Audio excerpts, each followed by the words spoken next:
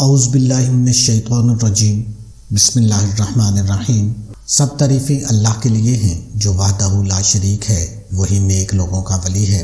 لاکھوں کروڑوں درود حضور نبی کریم صلی اللہ علیہ وآلہ وسلم پر اور ان کی آل پر۔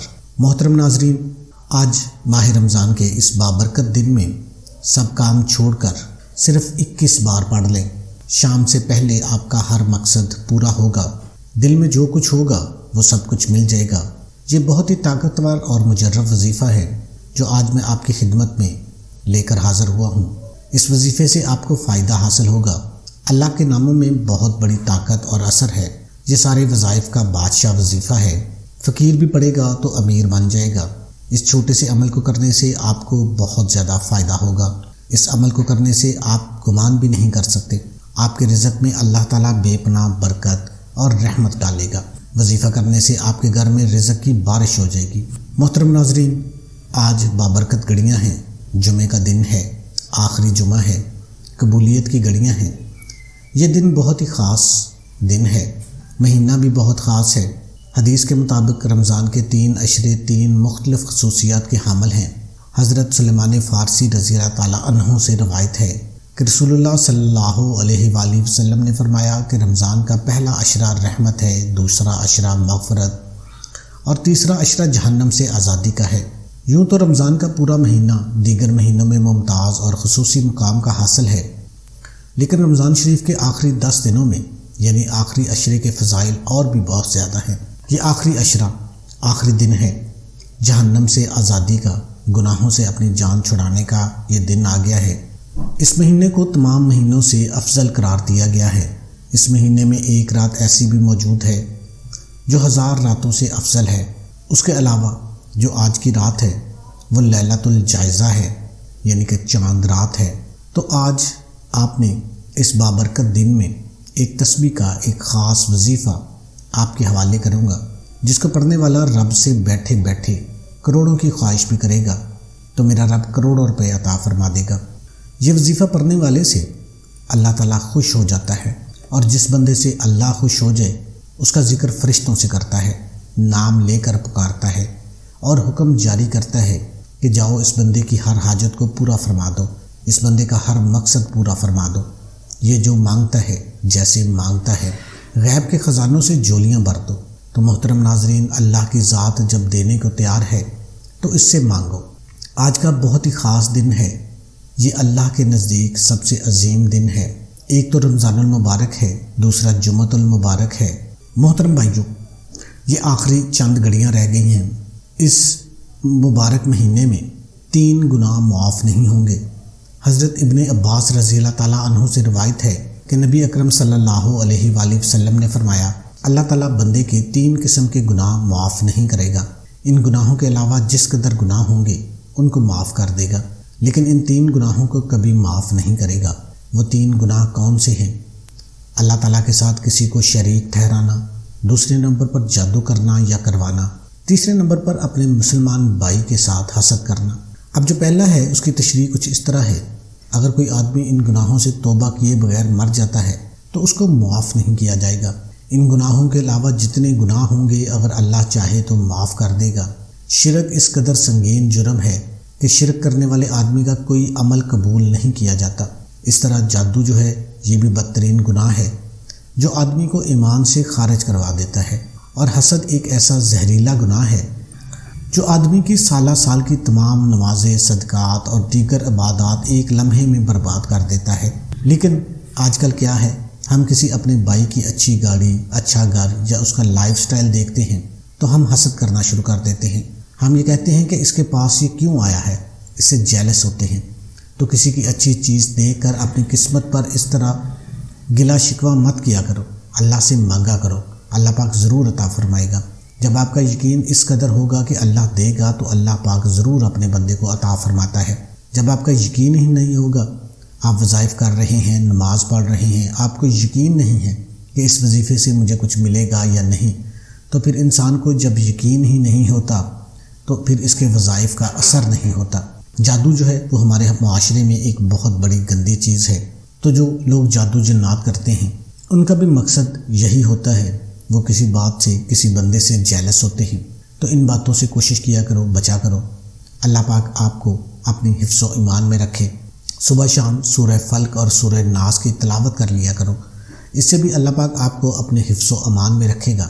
تو پیارے بھائیوں اور بہنوں، ہماری اول دن سے یہی کوشش رہی ہے کہ ہمارے جاننے والے، ہمارے سننے والے 5 وقت کے نمازی بن جائیں، اور اس کے ساتھ اگر زندگی میں ان کے کوئی مسائل ہیں، پریشانیاں ہیں، رزق کی تنگی ہے، تو وہ ہمارے ان وظائف کی مدد سے پریشانیوں سے نکل جائے۔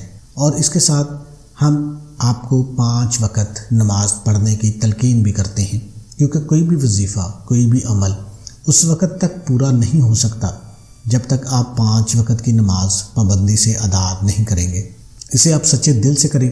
لیکن محترم ناظرین، اللہ تبارک و تعالیٰ کو اپنے بندوں سے بہت زیادہ پیار ہے، اس لیے اللہ تبارک و تعالیٰ قرآن پاک میں ارشاد فرماتا ہے، جب میرے بندے میرے بارے میں پوچھے تو ان سے کہہ دیجئے کہ میں ان کے بہت زیادہ قریب ہوں، ان کی شاہ رگ سے بھی قریب ہوں۔ اس کے ساتھ ارشاد فرمایا، تم مجھ سے دعائیں مانگو، میں تمہاری دعائیں قبول کرنے والا ہوں۔ لیکن بہت افسوس سے کہنا پڑ رہا ہے کہ آج کے اس معاشرے میں ہمیں اللہ سے مانگنے کا وقت نہیں ہے۔ آج کل ہر بندہ یہی کہتا ہے کہ اس کے پاس وقت نہیں ہے، لیکن وہ پھر بھی پریشان حال رہتا ہے۔ تو اگر ہمیں اس دنیا میں رہنا ہے، ہمیں زندگی گزارنے کے لیے کچھ نہ کچھ کرنا پڑتا ہے۔ اس کا مطلب یہ نہیں ہے کہ ہم اللہ اور اس کے پیارے نبی حضرت محمد مصطفیٰ صلی اللہ علیہ وآلہ وسلم کو مکمل طور پر بلا دیں۔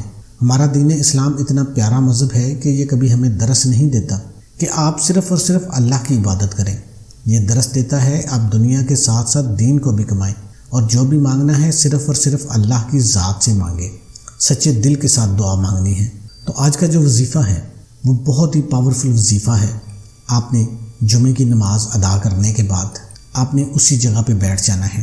اگر عورتیں ہیں وہ جمعہ کی نماز نہیں ادا کریں گی تو وہ نماز ظہر کے بعد اس عمل کو کر لیں۔ آپ نے سب سے پہلے اعوذ باللہ اور بسم اللہ کو ملا کر پڑھنا ہے اور 3 دفعہ پڑھنا ہے۔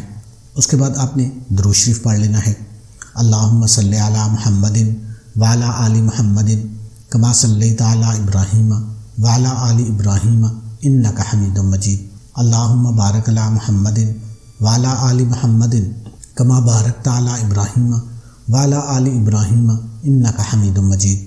آپ بڑے سے بڑا درود بھی پڑھ سکتے ہیں اور چھوٹے سے چھوٹا درود صلی اللہ علیہ وآلہ وسلم بھی پڑھ سکتے ہیں۔ اس کے بعد آپ نے سورہ فاتحہ پڑھنی ہے 11 مرتبہ، الحمد شریف جو نماز میں پڑھی جاتی ہے، ہر بندے کو یاد ہوتی ہے۔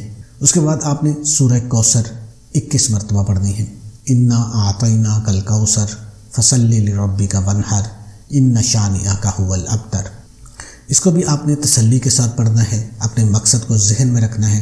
اور اس کے بعد آپ نے سورہ اخلاص کو 11 مرتبہ پڑھنا ہے، قل ھو اللہ احد اللہ الصمد لم یلد ولم یولد ولم یکن لہ کفوا احد۔ یہ تینوں جو سورہ مبارکہ ہیں یہ بہت ہی بابرکت سورہ مبارکہ ہیں۔ آپ نے سورہ فاتحہ کو بھی اچھے طریقے سے پڑھنا ہے، سورہ کوثر کو بھی اچھے طریقے سے پڑھنا ہے، اور سورہ اخلاص کو بھی اچھے طریقے سے آپ نے اس کی تلاوت کرنی ہے۔ اپنے مقصد کو اپنے ذہن میں رکھنا ہے۔ آپ کے جو بھی مسائل ہیں، آپ پر قرض بہت زیادہ ہے، اپنے بچیوں کی شادیاں کرنی ہیں، اچھے رشتے نہیں بن رہے، دولت کی ٹینشن ہے، کاروبار کی ٹینشن ہے، جب یہ عمل کرنا ہے اپنے مقصد کو ذہن میں رکھنا ہے۔ اس کے بعد آپ نے آنکھیں بند کر کے اپنے اللہ تبارک و تعالیٰ کا کچھ دیر تک ذکر کرنا ہے، چاہے یا اللہ پڑھ لیں، استغفر اللہ پڑھ لیں، کیونکہ اللہ کی ذات اتنی زیادہ عظیم ہے کہ اس کو ندامت کے جو آنسو ہیں وہ بہت زیادہ پسند ہیں۔ آپ کو رونا نہیں آ رہا تو کم از کم رونے والی صورت بنا لیں، لیکن آپ جو بھی عمل کریں وہ سچے دل کے ساتھ کریں۔ آپ کی پوری کوشش ہونی چاہیے کہ اللہ آپ سے راضی ہو جائے۔ یقین جانیے، اگر اللہ آپ سے راضی ہو جاتا ہے تو دنیا کی کوئی طاقت اس بندے کا کچھ نہیں بگاڑ سکتی۔ تو اللہ سے مانگنے کا یقین بنا لیں، اللہ سے مانگنے کا طریقہ اپنا لیں، اللہ سے گڑ گڑا کر رو کر آپ مانگ لیں۔ یہ ہو ہی نہیں سکتا کہ آپ اللہ سے گڑ گڑا کر مانگیں اور وہ آپ کو عطا نہ کرے۔ ایک کام آپ نے اور کرنا ہے کہ آپ نے درود شریف پڑھ کے اپنا نام اور اللہ کے 99 ناموں میں سے ایک نام کمنٹ باکس میں لازمی لکھ دینا ہے، تاکہ آپ کو اس وظیفے کی اجازت بھی مل سکے، اور درود شریف کی جو اسپیشل دعا ہے اس میں بھی آپ کے لیے دعا مانگی جا سکے۔ اللہ آپ کا حامی و ناصر ہو۔ السلام علیکم ورحمۃ اللہ۔